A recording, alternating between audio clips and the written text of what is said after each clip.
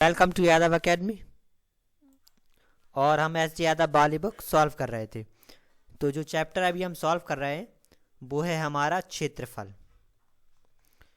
तो एरिया वाला चैप्टर हम सॉल्व कर रहे थे और पिछली वाली वीडियो में हमने 30 तक क्वेश्चंस कर लिए थे। तो 30 के बाद वाले क्वेश्चंस हम इस वाली वीडियो में करेंगे। और जो किताब सॉल्व कर रहे हैं वो है हमारी 2019 का एडिशन। तो आप क्वेश्चंस देखते हैं।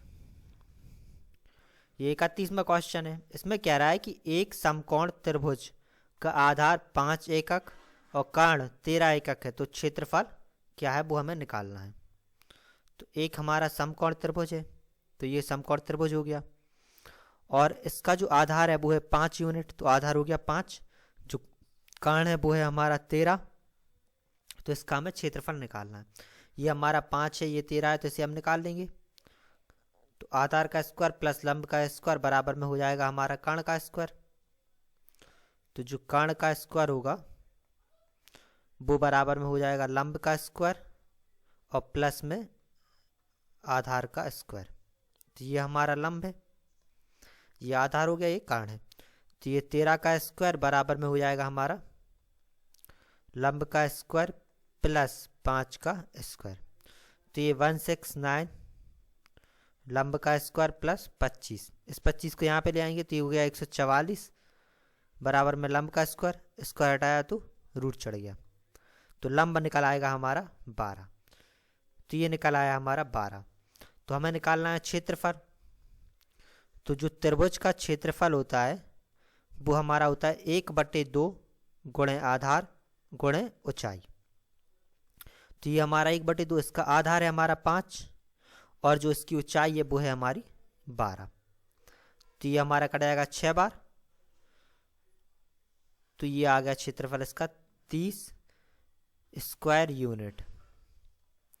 तो जो इसका क्षेत्रफल आएगा वो आ जाएगा 30 वर्ग एकक। अब 32 में कह रहा है ABC एक समद्विबाहु समकोण त्रिभुज है जिसमें B 90 डिग्री है और इसकी भुजाएं AC और AB पर दो समबाहु त्रिभुज ACD और ABE बनाए गए हैं। ABE तथा ACD के क्षेत्रफलों का अनुपात कितना होगा वो हमें निकालना है। तो सबसे पहले एक त्रिभुज है समकोण समद्विबाहु। तो ये हमारा जो त्रिभुज है वो समद्विबाहु है और समकोण है। तो समद्विबाहु है तो ये दोनों भुजाएं बराबर होंगी। समकोण है तो ये वाला एक एंगल इसमें 90 डिग्री होगा और जो एंगल 90 डिग्री है वो है हमारा B। तो ये हमारा B हो गया, ये A हो गया और ये हमारा आ गया C। ये आ गया। अब इसके बाद वो कह रहा है कि उसकी भुजा AC और AB पर दो समबाहु त्रिभुज ACD और ABE बनाए जाते हैं। तो इसने क्या किया, यहाँ पर जो ACDE दो समबाहु त्रिभुज बनाए। तो एक समबाहु त्रिभुज ये हो गया हमारा ACD, तो ये ACD हो गया। दूसरा जो समबाहु त्रिभुज है वो है ABE, तो इस पर बनाया ABE, E पॉइंट यहाँ पे होगा तो ये हमारा ABE बन गया। समबाहु त्रिभुज है तो इसकी इनकी जो तीनों भुजाएं बराबर होंगी, इसकी ये भुजाएं बराबर होंगी। तो जो भुजा है इसकी वो हमने A मान ली, ये भुजाएं A हो जाएंगी क्योंकि ये समद्विबाहु है। तो ये जितनी भुजा ये होगी उतनी लेंथ इसकी होगी, समद्विबाहु है तो ये दोनों हमारे A और A मान लिए। अब तो जो AC आएगा, तो जो AC का समकोण है, समकोण त्रिभुज है, तो जो AC स्क्वायर बराबर में हो जाएगा A स्क्वायर प्लस का A स्क्वायर, यानी कि AB स्क्वायर प्लस का BC स्क्वायर। तो AC स्क्वायर बराबर में हो गया हमारा 2A स्क्वायर, स्क्वायर से हटाएंगे तो ये रूट चढ़ जाएगा। तो AC हमारी निकल आएगी √2A। तो ये आ जाएगी लेंथ हमारी √2A। अब वो कह रहा है ABE, ये हमारा E है, और ACD इन दोनों क्षेत्रफलों का अनुपात चाहिए। तो जो अनुपात चाहिए वो चाहिए से ABE का क्षेत्रफल और दूसरा अनुपात चाहिए से AC और D का क्षेत्रफल। तो क्षेत्रफल होता है हमारा जो समबाहु त्रिभुज होता है उसका होता है 3/4 भुजा का स्क्वायर। तो ए बी ई के लिए जो भुजा है वो ए है, क्योंकि ए होगी तो ए भी ए होगी, ए भी होगी, तो ये हमारा ए स्क्वायर हो जाएगा। और जो ए सी डी है इसकी जो भुजा है वो है √2a, तो ये √3/4 और √2a का होल स्क्वायर हो जाएगा। तो ये हमारा आ गया 3/4 ए स्क्वायर अनुपात 3/4 2a स्क्वायर। ये स्क्वायर से ए स्क्वायर कट गया, √3/4 से √3/4 कट गया, तो ये हमारा बचा 1:2। तो जो इनका अनुपात होगा वो निकल आएगा 1:2 का अनुपात। अब इसमें कह रहा है कि ए C B Vyas A B बराबर 5 सेंटीमीटर के अर्धवृत्त में एक कोण ए सी अनुपात बी सी दिया है 3:4, तो त्रिभुज ए बी सी का क्षेत्रफल कितना होगा। तो जो ए सी बी है वो व्यास ए बी के अर्धवृत्त पर एक कोण है, तो ए बी एक लाइन है 5 सेंटीमीटर की और इस पर बना है एक अर्धवृत्त, तो ये हो गया इसका अर्धवृत्त। और जो ए सी बी है वो ए बी व्यास के अर्धवृत्त पर एक कोण है, तो ये ए बी लाइन थी और इसी पर एक ये कोण है, तो ये एक कोण हो गया, ये हमारा ए सी बी कोण हो गया। ठीक है। और जो ए सी अनुपात बी सी दिया है वो हमें दिया है 3:4 का अनुपात। ठीक है। तो एक प्रॉपर्टी रहती है कि अगर किसी भी व्यास दिया हो, व्यास दिया है, ये हमारा जो एक सर्कल रहता है, ये पूरा सर्कल रहता है, इस पूरे सर्कल में ये इसका व्यास है, तो जो इसकी जो व्यास से लेकर ऊपर कोई भी एंगल बनता है तो ये एंगल हमेशा 90 डिग्री का बनता है। तो कहीं पर भी बने तो ये एंगल हमेशा 90 डिग्री का एंगल बनेगा, सी वाला। इससे कहीं पर ऐसा बने या किसी भी तरीके का बने तो ये एंगल 90 डिग्री रहता है। ये एक प्रॉपर्टी रहती है जब भी एक वृत्त के अंदर एक ट्रायंगल बने। ठीक है। तो ये ए सी ये हमारा 90 डिग्री हो जाएगा, ये लेंथ हमारी 5 रहेगी।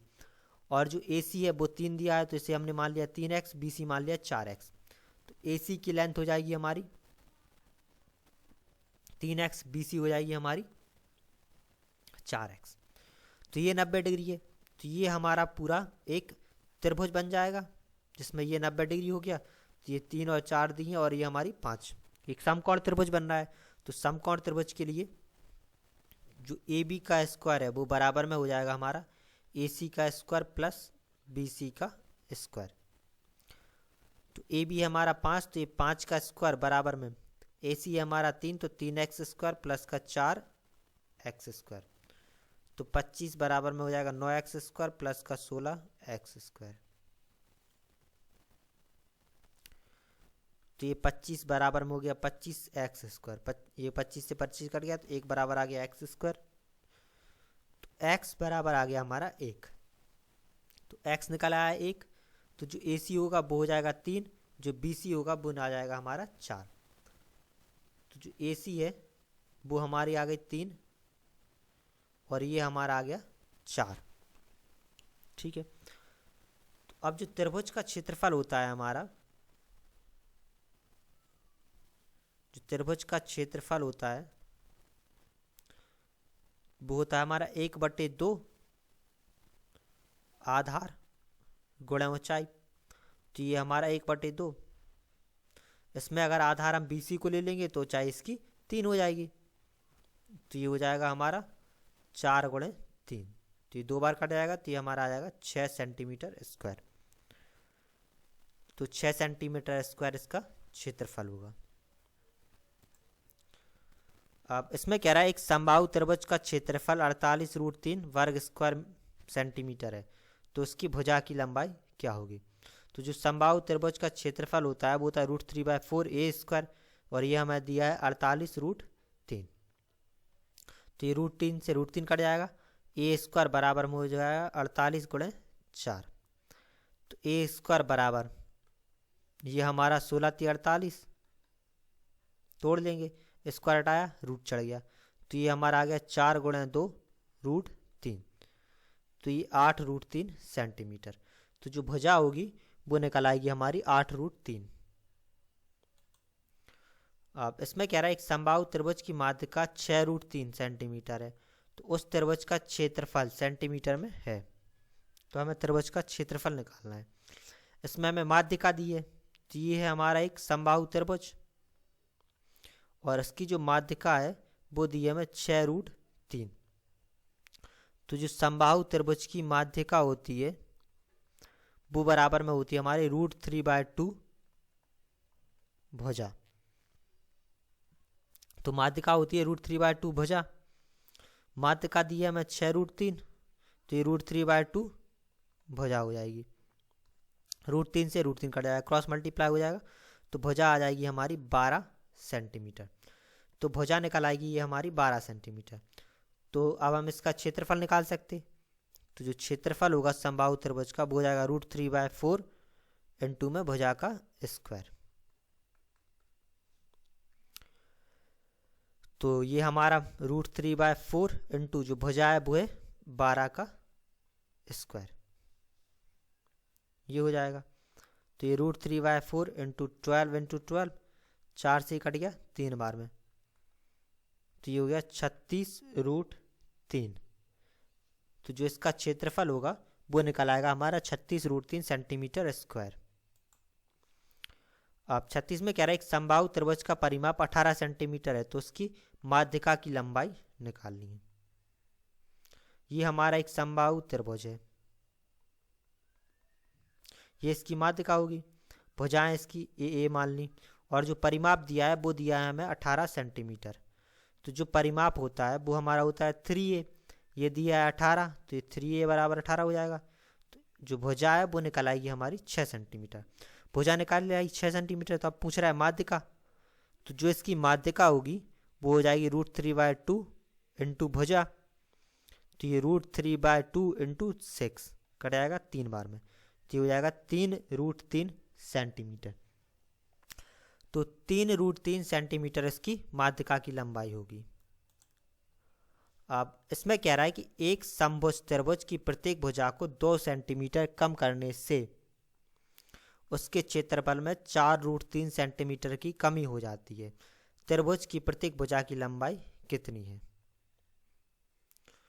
तो ये एक त्रिभुज था, इसकी प्रत्येक भुजा थी a। बाद में इस त्रिभुज की हर एक भुजा को 2 सेंटीमीटर कम कर दिया, तो ये a- का 2 सेंटीमीटर हो जाएंगी भुजाएं।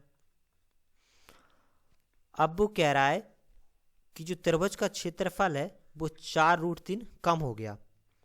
तो पहले त्रिभुज का जो क्षेत्रफल था वो a1 था, ठीक है। बाद में जब उसकी भुजा को 2 सेंटीमीटर कम कर दिया गया तो वो a2 हो गया। तो जो उसमें कमी हो गई वो 4√3 की हो गई। तो ये a1 का 4√3 बराबर में हो जाएगा a2, ये आ जाएगा। तो जो पहले वाले का क्षेत्रफल होगा वो हो जाएगा √3/4 भुजा का स्क्वायर, तो a स्क्वायर है माइनस ये हमारा 4√3 बराबर जो इसका क्षेत्रफल होगा वो हो जाएगा √3/4 और भुजा का स्क्वायर, तो a-2 का होल स्क्वायर। अब इसे हम सॉल्व कर लेंगे, तो ये √3/4 a स्क्वायर माइनस का 4√3 बराबर में √3/4, ये हमारा a स्क्वायर प्लस का 4 माइनस का 4a हो जाएगा।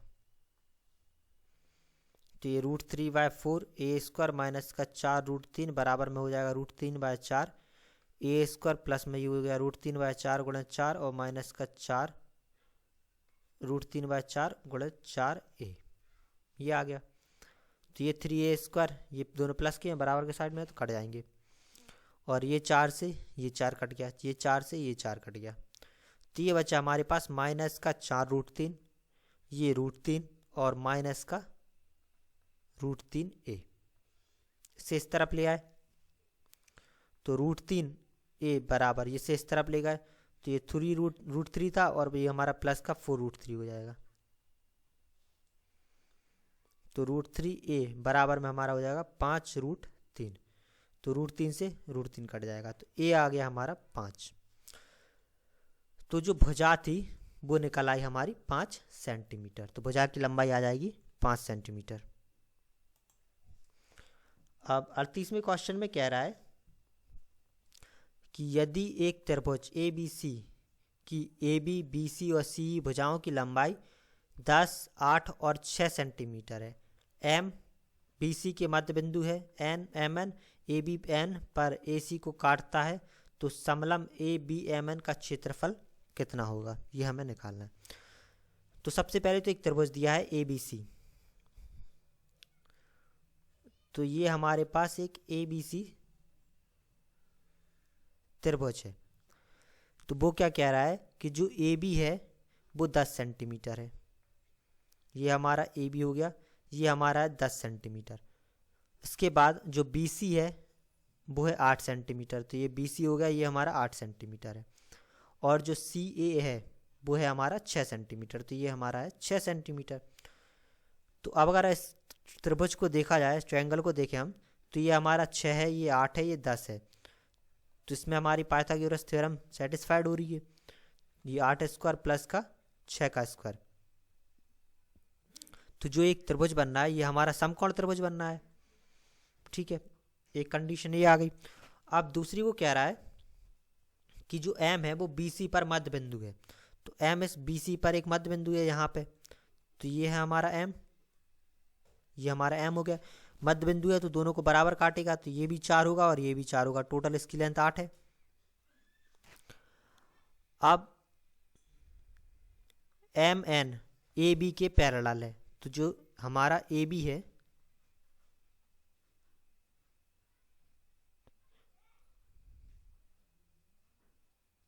तो जो हमारा AB है उसके पैरेलल में है हमारा M और N, और N पर काटता AC को काटता है, तो AB के पैरेलल ये हमारा है और ये यहाँ पे काट रहा है। ठीक है, तो ये इस तरीके से बनना है, ये हमारा आ गया। और ये दोनों क्या है, पैरेलल है, वो कह रहा है AB और AC पैरेलल है। ठीक है, तो ये दोनों लाइनें हमारी पैरेलल हैं, तो ये भी इन दोनों इसे भी बराबर में काट लेगा, तो ये हमारी पूरी 6 थी, तो ये 3 हो जाएगी और ये 3 हो जाएगी। ठीक है, ये आ गया। ये हमारा यहाँ पे N है, N पॉइंट है, AC को काटता है। तो हमसे पूछ रहा है ABMN का क्षेत्रफल, तो ABMN इसका हमें क्षेत्रफल निकालना है। तो इसके क्षेत्रफल के लिए सबसे पहले ये हमसे पूछ रहा है ABMN का क्षेत्रफल हमें निकालना है। तो सबसे पहले हम निकाल लेते हैं पूरा ABC का क्षेत्रफल। तो जो ABC का क्षेत्रफल होगा, तो जो क्षेत्रफल होता है वो हमारा होता है 1/2 आधार, तो इसका आधार है 8 गुणा ऊंचाई, तो इसकी पूरी ऊंचाई है 6। ये हमारा कट जाएगा 3 बार में, तो ये हो जाएगा 24 सेंटीमीटर स्क्वायर। ये आ गया ABC का। अब MNC का क्षेत्रफल निकाल लेंगे। तो जो MNC का क्षेत्रफल होगा, तो ये क्षेत्रफल हो जाएगा हमारा 1/2, आधार इसका हो जाएगा 4, और जो इसकी ऊंचाई है वो हो जाएगी हमारी 3, तो ये 2 बार कट गया, तो ये हमारा आ गया 6 सेंटीमीटर स्क्वायर।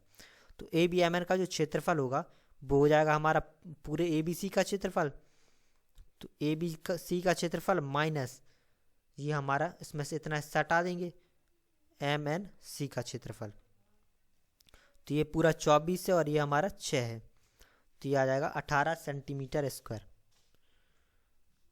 तो इसका क्षेत्रफल आ जाएगा हमारा 18 सेंटीमीटर स्क्वायर।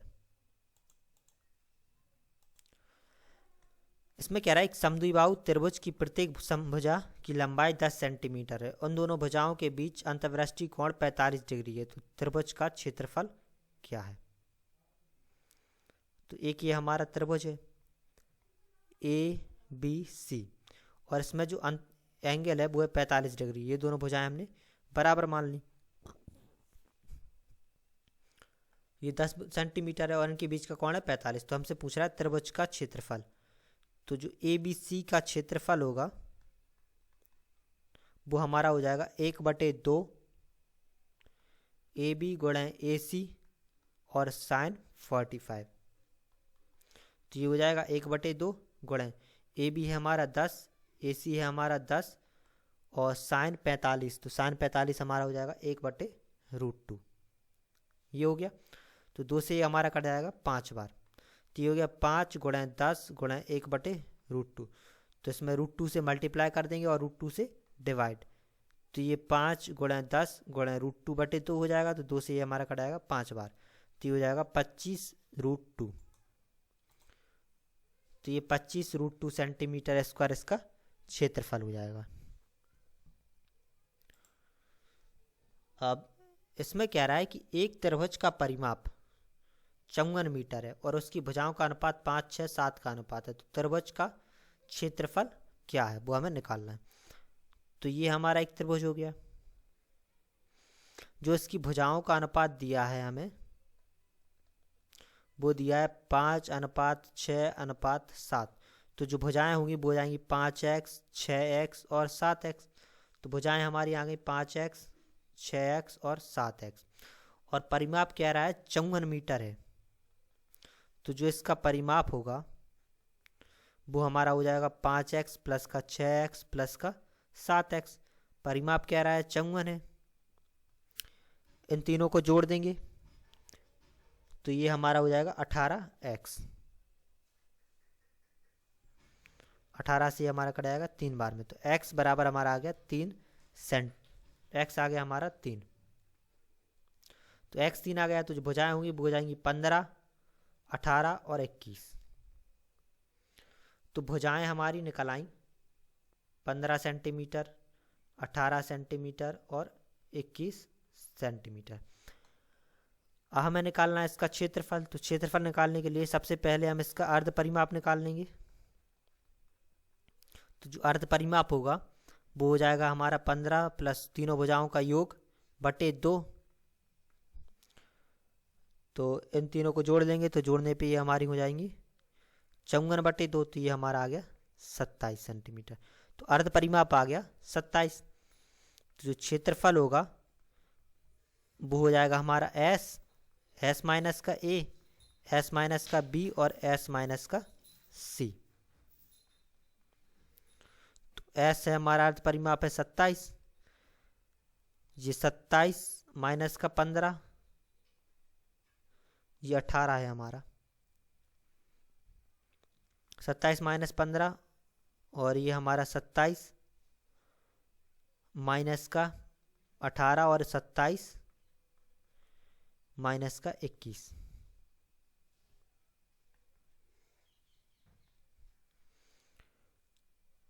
इन सबको जोड़ देंगे, इन सबको हटा लेंगे तो ये हमारा हो जाएगा, ये मल्टीप्लाई में है। तो ये 27 गुणे 12 गुणे ये हमारा 9 गुणे ये हमारा बचेगा 6।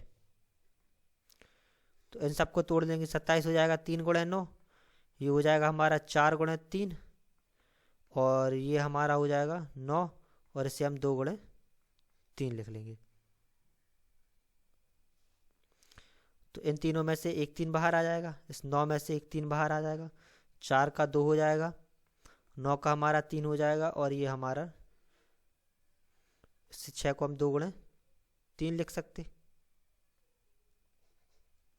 इस 6 को हम 2 गुणे 3 लिखेंगे तो ये हमारा रूट का 6 ही रहेगा। तो ये 54√6 आ जाएगा। तो जो इसका क्षेत्रफल होगा वो हो जाएगा हमारा 54√6 वर्ग मीटर। अब इसमें कह रहा है एक त्रिभुज की भुजाओं का अनुपात 1/2, 1/3 और 1/4 है। परिमाप 104 है। तो सबसे लंबी भुजा कितनी होगी? तो जो भुजाओं का अनुपात है वो है 1/2 अनुपात 1/3 अनुपात 1/4। तो इनके एलसीएम से मल्टीप्लाई कर देंगे तो इसमें 12 से मल्टीप्लाई हो जाएगा तीनों में। तो ये हमारा हो जाएगा 6:4:3। तो जो इनका अनुपात है वो है 6:4:3 का अनुपात। तो जो भुजाएं होंगी वो हो जाएंगी 6x, 4x और 3x। और वो कह रहा है जो परिमाप है वो है 104। तो जो इसका परिमाप होगा वो हमारा हो जाएगा 6x प्लस का 4x प्लस का 3x और ये हमारा दिया 104। तो ये हो जाएगा 13x। 13 से कट जाएगा 8 बार। तो x आ गया हमारा 8। अब वो पूछ रहा है सबसे बड़ी भुजा।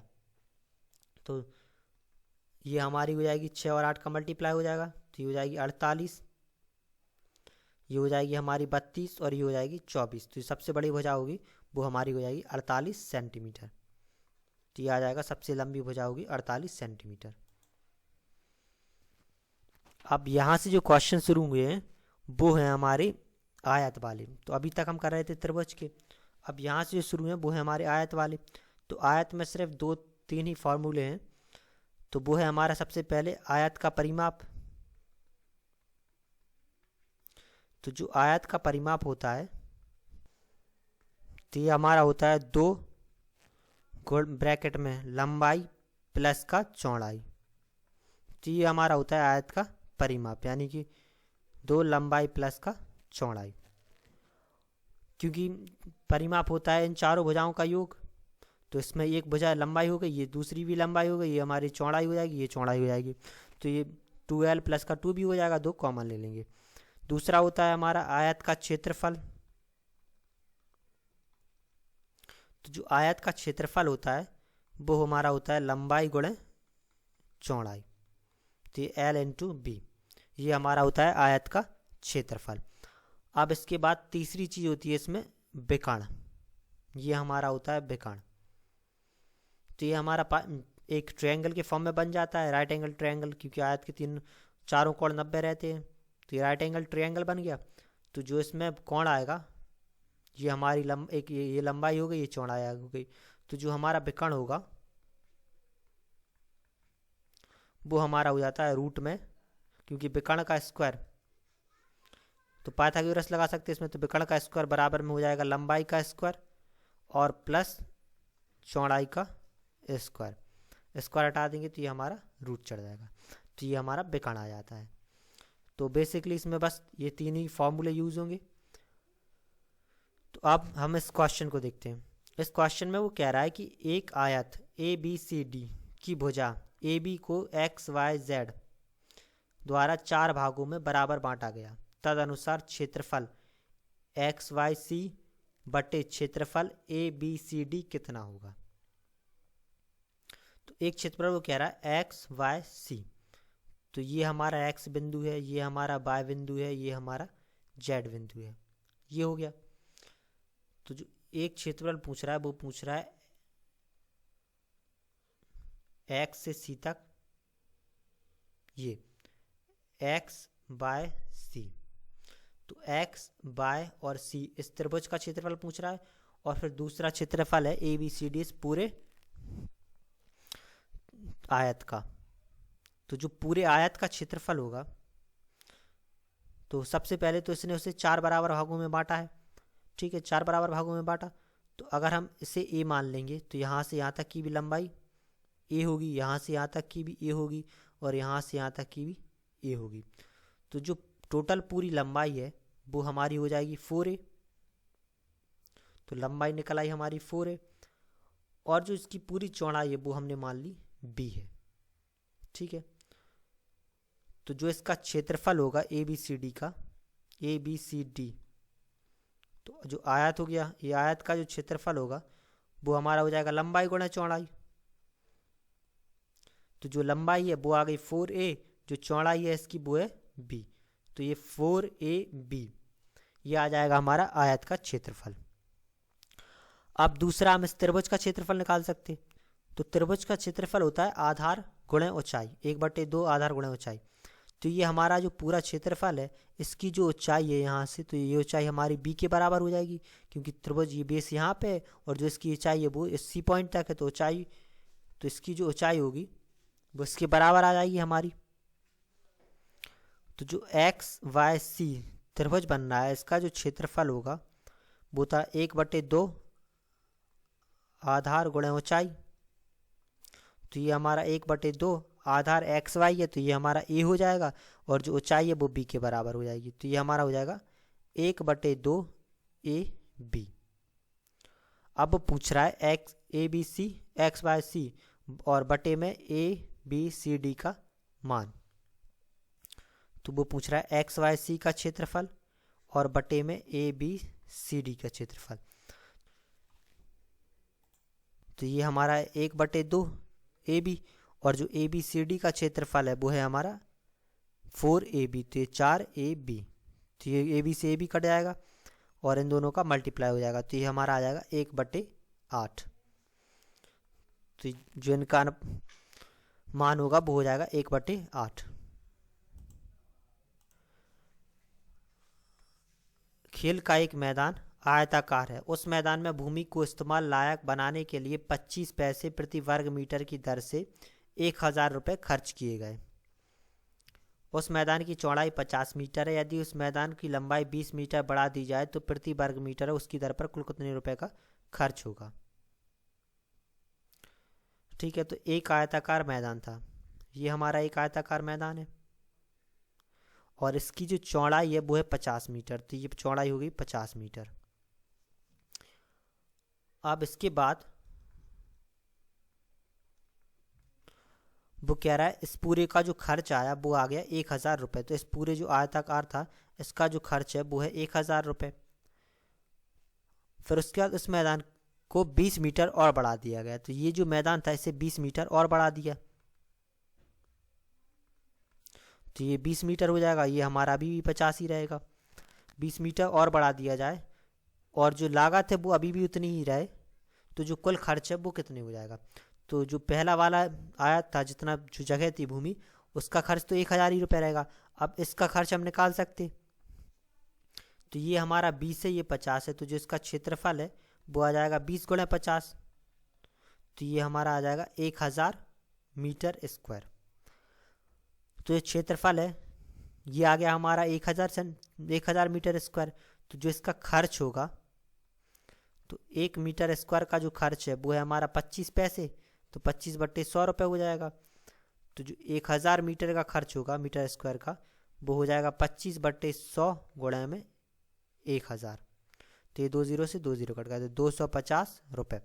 तो इतने का खर्च आएगा हमारा 250 रुपये।